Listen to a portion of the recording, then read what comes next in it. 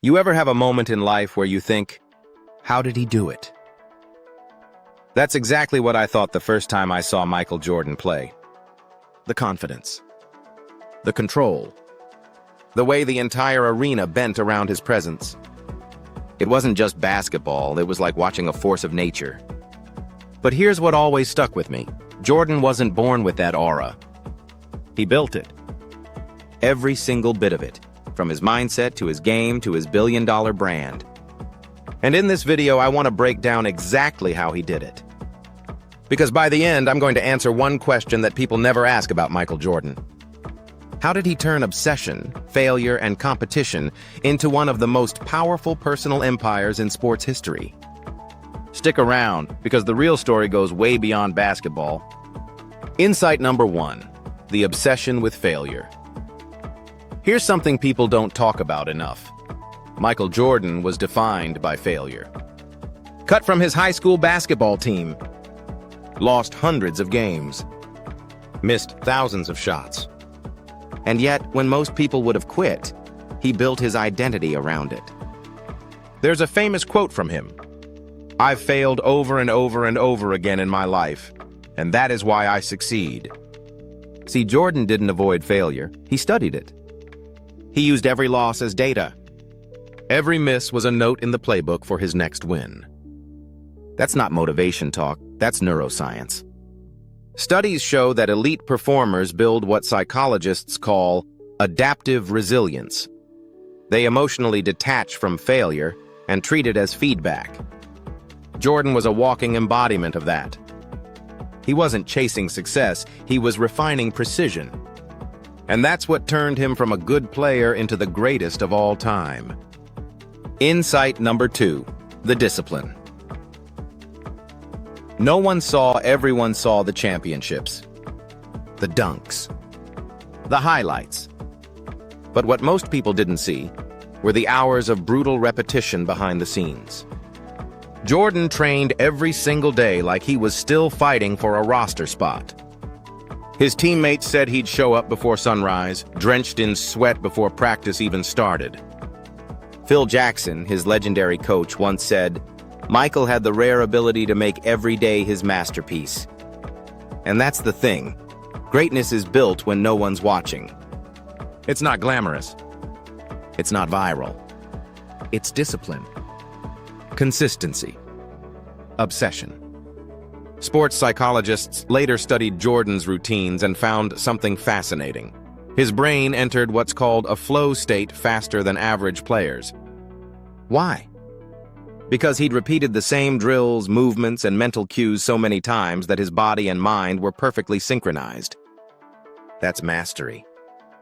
And it doesn't just apply to basketball, it applies to everything in life.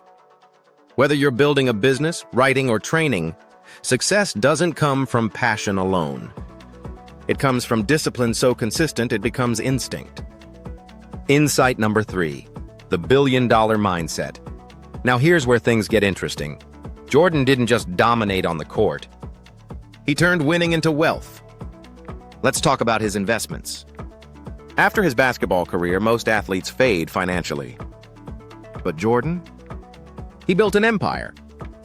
In 1984, Nike offered him a small shoe deal, $250,000 a year, unheard of for a rookie. But instead of just taking the cash, Jordan negotiated equity and royalties. That single move built the Air Jordan brand, which today generates over $5 billion annually for Nike. Jordan himself earns hundreds of millions every year in royalties. But he didn't stop there. He became a majority owner of the Charlotte Hornets, buying the team for $275 million in 2010. In 2023, he sold his stake for roughly $3 billion, a return of over 10 times his investment. He's also invested in DraftKings, NASCAR, Cincoro Tequila, and other growing ventures. In 2023, Forbes estimated his net worth at over $3.5 billion, making him the richest athlete in history. That's not luck, that's strategy. Jordan understood brand equity before it was cool. He realized that his image, his name, his work ethic were assets. And he treated them like investments. It's the same mindset he had on the court. Own your space, dominate it, and protect your legacy. The question answered, how did he build greatness? So now let's answer that question I promised at the start. How did Michael Jordan turn obsession, failure, and competition into one of the most powerful personal empires in sports history? It wasn't just his physical talent. It was his philosophy. He believed in three things: use failure as fuel, train harder than anyone else, own what you create. That's the formula. It's not about being gifted, it's about being relentless. It's about betting on yourself and backing that bet with discipline. Jordan didn't just change basketball. He redefined what it means to be an athlete, a brand, and a businessman. Takeaway: greatness is built, not born.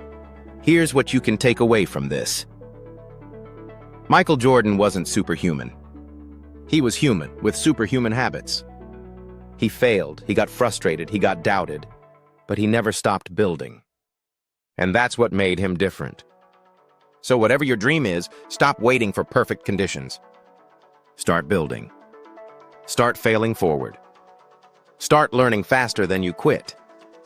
Because greatness doesn't happen overnight. It happens one failure, one repetition, and one decision at a time. Michael Jordan said it best. Some people want it to happen, some wish it would happen, others make it happen. And that's the real secret behind his greatness.